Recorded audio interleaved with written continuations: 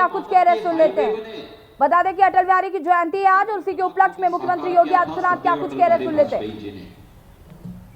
और भाइयों बहनों, मोबाइल फोन हर एक गरीब के हाथ में हो जाए, इस परिकल्पना को भी साकार किया था प्रधानमंत्री के रूप में श्रद्धेय अटल जी ने। यानी ये सब आर्थिक स्वावलंबन के आधार किसी ने किया था, गांव के लिए, गरीब के लिए, किसान के लिए, नौजवान के लिए, महिलाओं के लिए जो शुरुआत अटल जी ने की थी, आज प्रधानमंत्री मोदी जी ने उसे एक नई ऊंचाइयों तक, एक नए आयाम के साथ नई ऊंचाइयों तक पहुंचाने का कार्य किया है। और आज का इस सुशासन दिवस प्रधानमंत्री मोदी जी के मार्गदर्शन में पूरा देश श्रद्धेय अटल जी को श्रद्धांजलि देते हुए देश के अन्नदाता किसानों के प्रति सम्मान और श्रद्धा का भाव व्यक्त करते हुए आज अटल जी की जयंती को इस किसान सम्मान दिवस के रूप में आयोजित कर रहा है। मैं इसके लिए प्रधानमंत्री मोदी जी का आभार व्यक्त करते हुए श्रद्धेय अटल जी को विनम्र श्रद्धांजलि अर्पित करता हूं। आपने देखा होगा अभी मंच पर यहां पर कुछ किसानों को यहां पर हम लोगों ने ट्रैक्टर की चाबी प्रदान की है। अभी 23 दिसंबर को लखनऊ में लोक भवन और विधान भवन के ठीक सामने हम लोगों ने कुछ किसानों को वहां पे भी ट्रैक्टर की चाबी उपलब्ध कराई थी। और किसान जब अपने ट्रैक्टर में बैठ करके जा रहा था तो ऐसा लगता था कि भारत का किसान दुनिया का सबसे समृद्धशाली किसान है, क्योंकि आज किसान के हाथ में अपने ट्रैक्टर की चाबी भी है और उसकी स्टीयरिंग भी है। यानी ये किसानों की खुशहाली का मार्ग पहले भी प्रशस्त किया जा सकता था, लेकिन पिछली सरकारों के पास फुर्सत नहीं थी। गरीब के बारे में, किसान के बारे में, नौजवान के बारे में, महिलाओं के बारे में कार्य वह करेगा जिनका उनके प्रति आत्मीयता का भाव हो। जब आत्मीयता का भाव ही नहीं है और समाज के सामाजिक ताने बाने को छिन्न भिन्न करके परिवार के आधार पर भेदभाव करना, जाति के आधार पर भेदभाव करना, क्षेत्र और भाषा के आधार पर विभाजन की रेखाओं को खींचना, मत और मजहब के आधार पर सामाजिक ताने बाने को छिन्न भिन्न करना ही जिन्होंने अपने राजनीतिक जीवन का उद्देश्य बना दिया हो, उनसे आप कैसे उम्मीद करते हैं कि वे गांवों के विकास के बारे में सोचें? उनसे कैसे उम्मीद करते हैं कि वे किसानों के बारे में सोचें? उनसे कैसे उम्मीद करते हैं कि वे नौजवानों के रोजगार के बारे में सोचें या नौकरी के बारे में सोचें? पहले प्रदेश में नौकरी निकलती थी और कुछ परिवारों के लोग चौथ वसूली में निकल पड़ते थे। नौजवान को नौकरी उसकी योग्यता और क्षमता के आधार पर नहीं, बल्कि बोली बोल करके जितना कोई पैसा दे सकता था उसको नौकरी मिलती थी और योग्य अभ्यर्थी वंचित रह जाता था नौकरी से।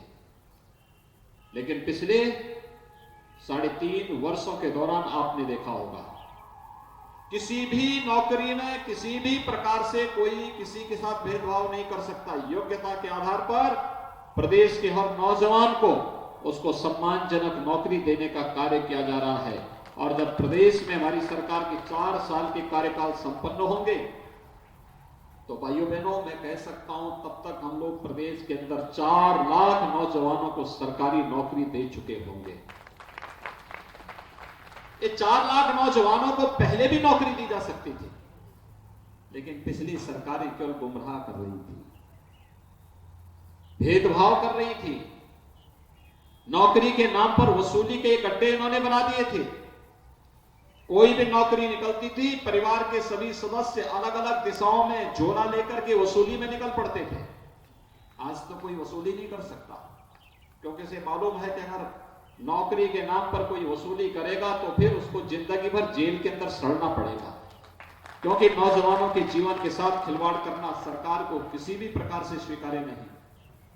और इसी प्रकार से किसानों के लिए याद करिए 2004 से 2014 के बीच देश के अंदर भी और प्रदेश के अंदर भी सर्वाधिक किसानों ने आत्महत्याएं की। एक किसान आत्महत्या क्यों कर रहा था? क्योंकि किसान को बीज नहीं मिलता था, किसान को खाद नहीं मिलती थी, किसान को बिजली नहीं मिलती थी, किसान को अगर जैसे तैसे उसने खेत में अनाज उत्पन्न भी कर दिया, उस अनाज को कोई दाम नहीं मिलता था, उसको कोई खरीदार नहीं मिलता था। और अगर किसान ने गन्ना उत्पादन करके चीनी मिलों तक पहुंचा दिया तो कई 5-5, 6-6 वर्षों तक गन्ना मूल्य का भुगतान नहीं हो पाता था। भाइयों बहनों, आपने देखा होगा किसान हताश और निराश था, कर्ज के नीचे तक चुका था। उसके सामने प्लान करने, आत्महत्या करने के सिवाय कोई दूसरा चारा नहीं बचा था। और फिर निजी कॉलोनाइजर को किसानों की जमीनों पर, गरीबों की जमीनों पर कब्जा करने के लिए माफियाओं के द्वारा कैसे प्रेरित किया जाता था, याद आप देख रहे होंगे। जब सरकार का बुलडोजर इन माफियाओं की छाती पे चल रहा है और किसानों की जमीनों को मुक्त कराया जा रहा है, तब आपको दिखाई देता होगा कि कितना बड़ा अन्याय पिछली सरकारें करती थी। ये शोषण करवाते थे किसानों का, किसानों की जमीनों पर कब्जा करवाते थे, किसानों को पलायन करने और आत्महत्या करने के लिए मजबूर करते थे।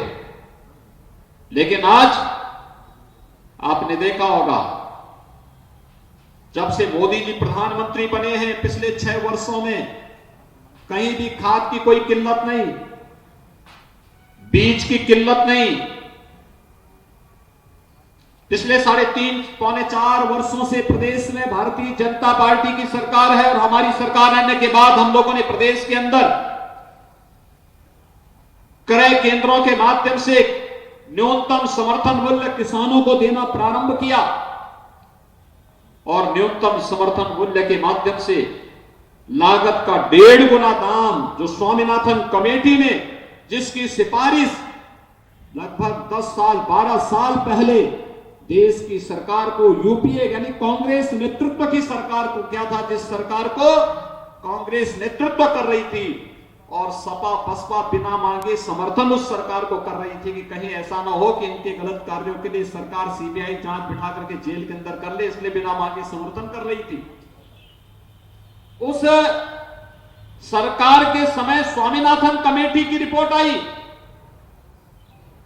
लगभग 8 वर्षों तक इन्होंने स्वामीनाथन कमेटी की रिपोर्ट को दबा के रखा और जब प्रधानमंत्री के रूप में मोदी जी के हाथों में देश आया तो मोदी जी ने स्वामीनाथन कमेटी की रिपोर्ट के अनुसार लागत का 1.5 गुना दाम न्यूनतम समर्थन मूल्य के रूप में किसान के खाते में देना प्रारंभ किया।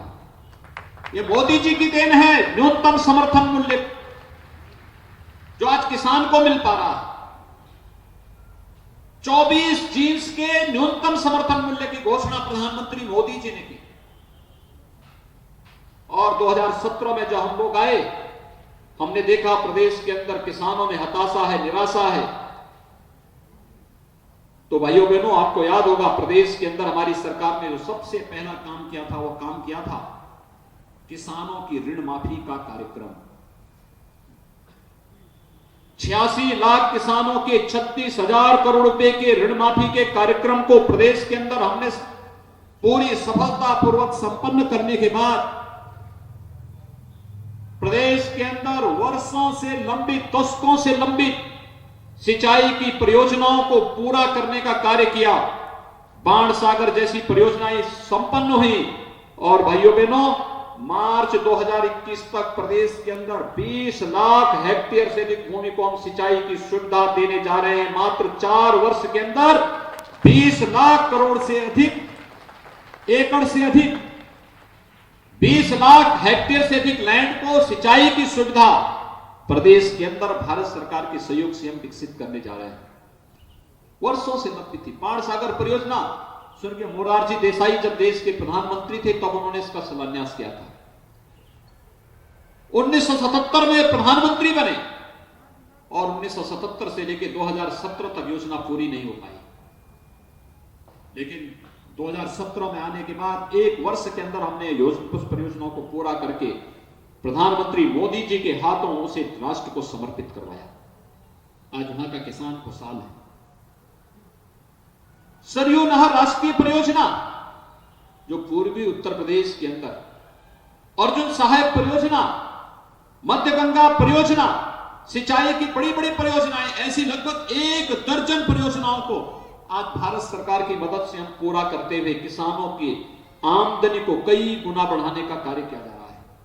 प्रधानमंत्री फसल बीमा की योजना, प्रधानमंत्री मृदा परीक्षण का कार्यक्रम, हर एक घर तक, हर एक गांव तक पहुंचाने का जो कार्यक्रम है, ये केवल किसानों के जीवन में खुशहाली लाने का ही कार्यक्रम है। और भाइयों बहनों, जिन्हें ये सब अच्छा नहीं लगता कि किसान तकनीक के साथ जुड़े, किसान आधुनिक बीज उसे प्राप्त हो, किसान की जीवन में खुशहाली हो, वे लोग तमाम प्रकार के गुमराह करने वाली बात कर रहे हैं। किसानों के लिए, गन्ना किसानों का जब 2017 में हमारी सरकार आई थी, 6 वर्ष से गन्ना मूल्य का भुगतान किसानों को नहीं हो पाया था और सरकारों ने प्रदेश के अंदर चीनी मिलों को बेचना प्रारंभ कर दिया था। आपने देखा होगा पिछले 4 वर्ष के अंदर कोई चीनी मिल बेची नहीं गई, बंद चीनी मिलों को चलाने का कार्य हुआ। चौधरी चरण सिंह जी देश प्रदेश के अंदर किसानों के मसीहा कहे जाते थे। उनके स्वयं की कर्म भूमि की चीनी मिल, रमाला चीनी मिल, 30 वर्षों से वहां मांग हो रही थी। इस चीनी मिल का नवीनीकरण होना चाहिए, इसका विस्तारीकरण होना चाहिए, किसी को फुर्सत नहीं थी। जब हमारी सरकार आई, हमने पैसा दिया, चीनी मिल का विस्तारीकरण हुआ, चीनी मिल का नवीनीकरण हुआ, 50,000 क्विंटल गन्ने की पेराई इस समय रमाला चीनी मिल प्रतिदिन करने का कार्य बागपत के अंदर कर रही है। यह है कार्यपद्धति।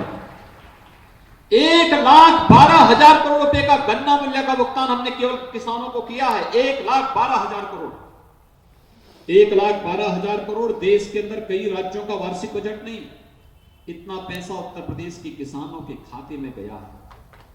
भाइयों बहनों, आज भी जो कार्यक्रम यहां पर आयोजित हो रहा है, आप सब जानते हैं 4,300 से अधिक करोड़ रुपए से अधिक की राशि केवल उत्तर प्रदेश के किसानों के खाते में प्रधानमंत्री मोदी जी के द्वारा दिया जाने वाला है।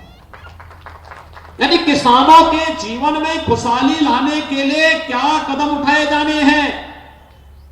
केंद्र की सरकार और प्रदेश की सरकार जब इस पर पूरी प्रतिबद्धता के साथ, पूरी संकल्प शक्ति के साथ जब कार्य कर रही है, तब जिन लोगों को खेती किसानी की जानकारी नहीं, जिनको देश की प्रगति अच्छी नहीं लगती, जिन्हें किसानों के चेहरे की खुशहाली अच्छी नहीं लगती, जिन्हें किसानों की समृद्धि अच्छी नहीं लगती, वे लोग तमाम प्रकार के षड्यंत्र करने में लगे हुए हैं।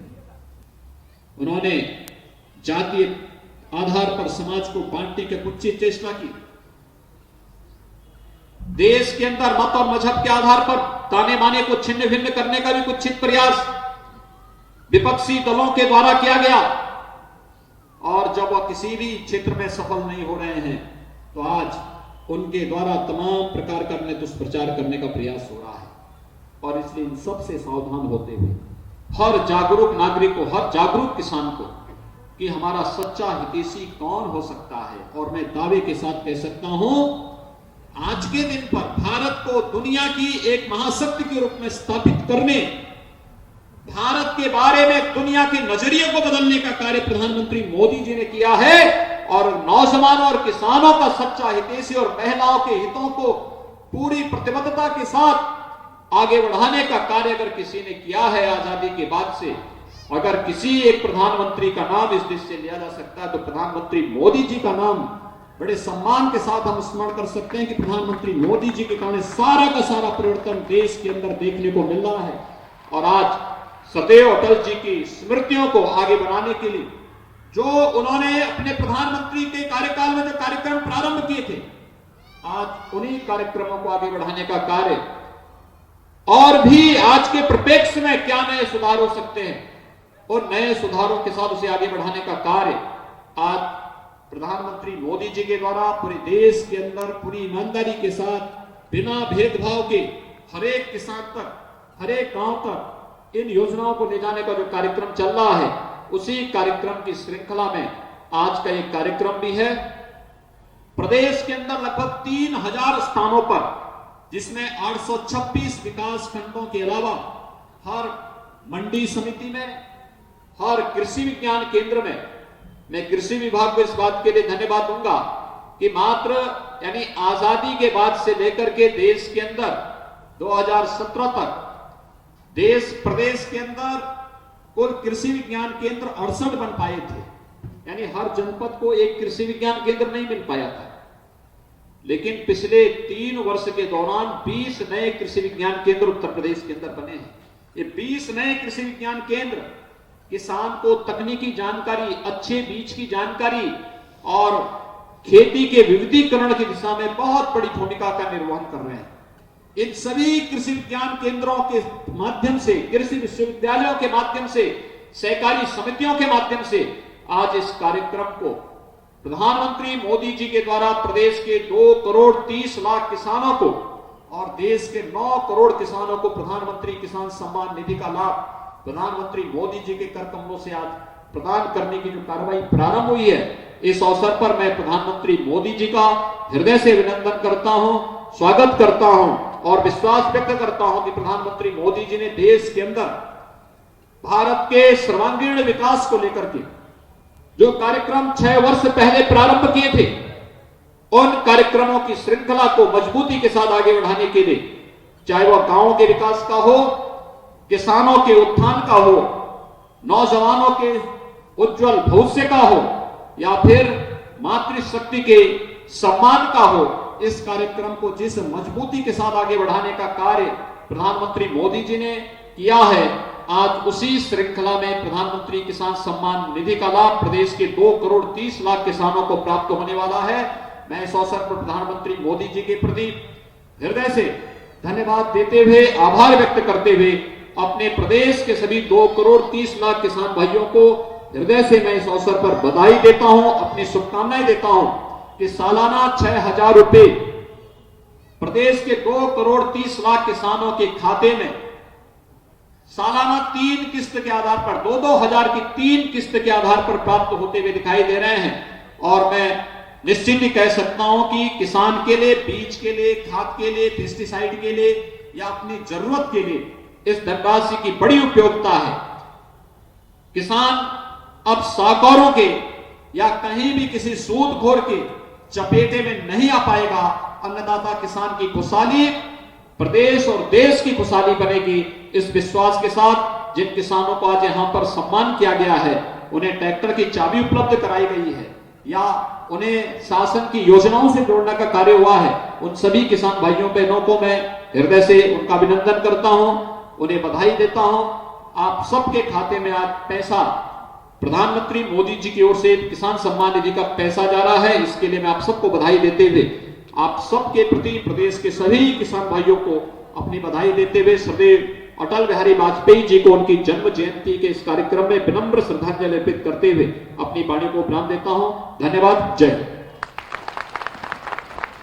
मुख्यमंत्री योगी आदित्यनाथ ने अटल बिहारी वाजपेयी जी की जयंती पर उनको नमन किया, उनको श्रद्धांजलि अर्पित की और उन्होंने कहा कि अटल जी हमेशा सबके प्रिय नेता थे। गांवों को सड़कों से जोड़ा अटल बिहारी वाजपेयी जी ने। अटल जी सर्वमान्य नेता थे और किसानों को भी उन्होंने बधाई दी। जिस तरीके से आज प्रधानमंत्री नरेंद्र मोदी आज किसान सम्मान निधि योजना के तहत 9 करोड़ किसानों को 18,000 करोड़ रुपए से ज्यादा पैसा उनके अकाउंट में ट्रांसफर करेंगे वर्चुअली।